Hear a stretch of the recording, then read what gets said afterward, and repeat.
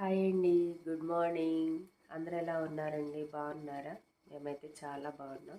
మీరందరూ బాగుండాలని, అందులో మేము కూడా ఉండాలని నేనైతే ఆ షిరిడి సాయినాథుని మనస్ఫూర్తిగా కోరుకుంటున్నానండి. అలాగే పండగ పనులు ఎంతవరకు వచ్చినాయో ఖచ్చితంగా కామెంట్ బాక్స్లో కామెంట్ చేయండి. నేనైతే నిన్న వంటలు అవి పూర్తి చేశానండి. నిన్న ఇంకా మంచులో ఉన్నాను కదా, ఇంకా ఫుల్గా జలుబు వచ్చేసింది అన్నమాట.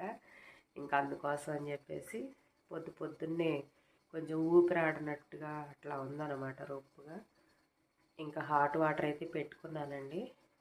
మనకి జలుబు కానీ దగ్గు అట్లా ఉందనుకోండి, కొంచెం ఊపిరాడనట్టుగా అట్లా ఉందనుకోండి, కొంచెం వేడిగా హాట్ వాటర్ తీసుకున్నా, లేకపోతే తులసాకు అట్లా వేసుకొని మిరియాల పాలు తాగిన, ఇవన్నీ ఏంటంటే కొంచెం రిలీఫ్గా ఉంటాయి, తొందరగా తగ్గుద్ది కూడా.